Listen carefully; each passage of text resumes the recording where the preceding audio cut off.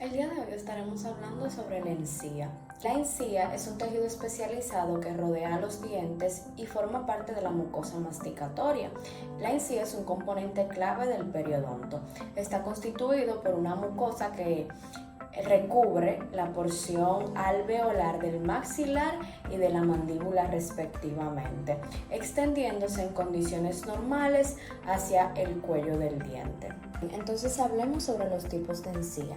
Tenemos la encía marginal, que es aquella que rodea el cuello del diente y debe su nombre al hecho de que no está directamente adherida al tejido duro y constituye la pared externa del surco gingival.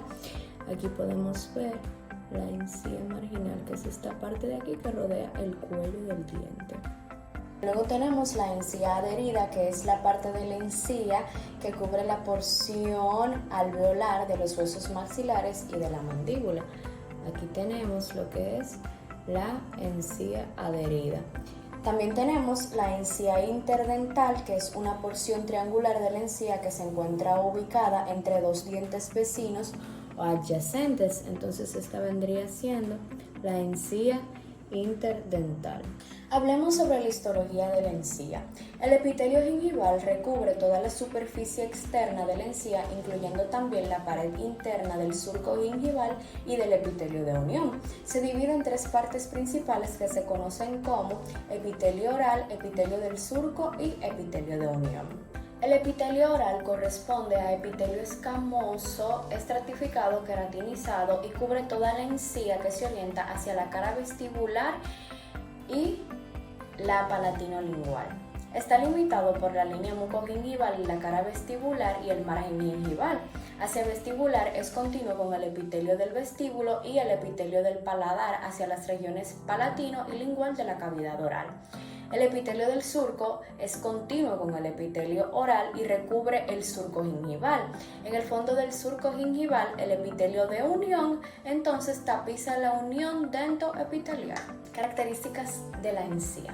La encía sana tiene un color rosa pálido o coral, una textura que se describe como firme y lisa, una forma la cual envuelve firmemente al diente, formando un contorno a manera de collar alrededor de este y un grosor uniforme en toda su extensión.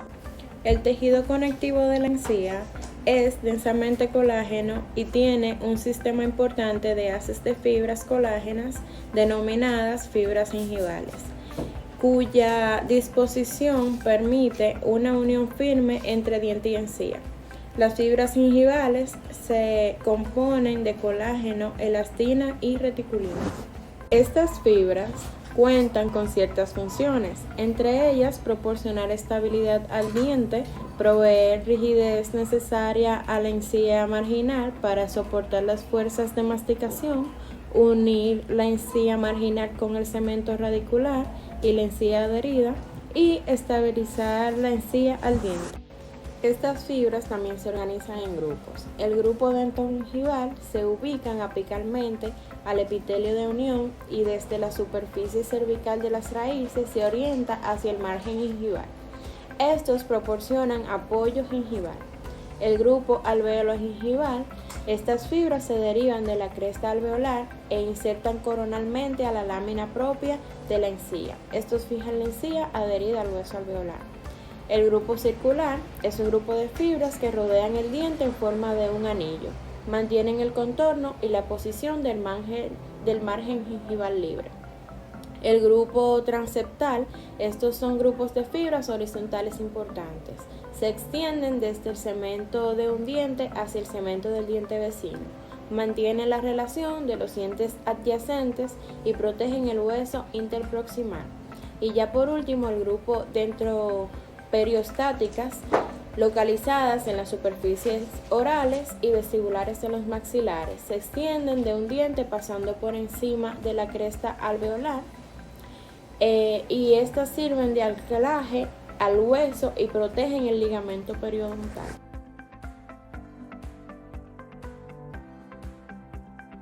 La irrigación de la encía se refiere al suministro de sangre a la encía, que es una parte importante del tejido periodontal que rodea y soporta a los dientes. La irrigación adecuada es esencial para mantener la salud de las encías y prevenir enfermedades periodontales. La irrigación de la encía se realiza a través de una red de vasos sanguíneos que suministran oxígeno y nutrientes a los tejidos gingivales, así como eliminan los productos de desecho. Este ligamento periodontal está ricamente irrigado por las arterias dentarias inferiores en la mandíbula y en el maxilar superior por las arterias dentarias posterior y anterior. Con sus ramas pulpares y periodontales, aquí se origina la arteria intraseptal antes de entrar al alveolo. En el ligamento periodontal, los vasos sanguíneos forman una red poliédrica que rodea a la raíz. Nótese que en la encía libre, su irrigación sanguínea es de unos vasos sanguíneos supraperiósticos, vasos sanguíneos del ligamento periodontal y vasos sanguíneos del hueso alveolar. Las ramas terminales de la arteria intraseptal penetran la lámina dura por los canales a todos los niveles del alveolo. Se unen en el ligamento periodontal junto con vasos de la porción apical de este y con otras ramas de la arteria intraseptal. Cumple con una función muy importante en el sistema inmunológico del periodonto, ya que incrementan la permeabilidad vascular de moléculas de adhesión leucocitarias y liberación de agentes activadores de leucocitos. De una forma más gráfica vamos a explicar la irrigación de la encía. Ya en términos médicos, la irrigación es como el aporte de sangre a los tejidos orgánicos. En otras palabras, sería como la introducción de un líquido en una cavidad. Esta se da a través de los vasos linfáticos que inician en el tejido conectivo de la papila y se van reuniendo hacia la superficie externa del periósteo del hueso alveolar para transportar la linfa hacia los nódulos linfáticos regionales, principalmente al grupo maxilar. Las encías tienen el aporte sanguíneo gracias a las arteriolas supraperiósticas y lingual del hueso alveolar. Las arteriolas emergen de las crestas del septum interdental y en menor grado a las arteriolas del ligamento periodontal. Entonces, además existen redes de vasos linfáticos por debajo del epitelio de unión que se extienden en dirección al ligamento periodontal y acompañan a los vasos sanguíneos que lo irrigan.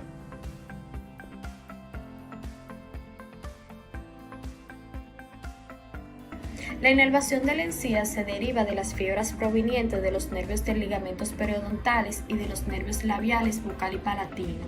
Dicha inervación proviene del ramillete de las ramas del nervio trigémino, que es el quinto par craneano. Comencemos por el maxilar. La encía vestibular anterior está inervada por el nervio infraorbitario. La encía vestibular posterior está inervado por el dentario posterior.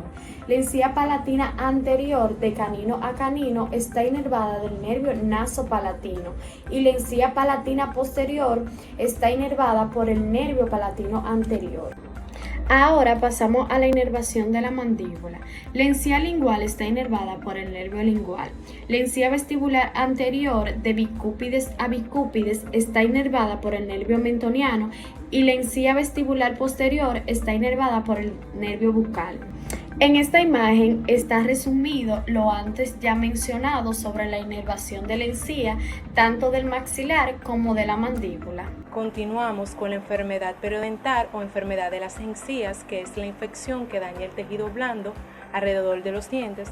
Por lo general, esta enfermedad se presenta por los malos hábitos de cepillado y por el uso inadecuado de la seda dental, lo que hace que la placa, una capa pegajosa compuesta por bacterias, se acumule en los dientes y se endurezca.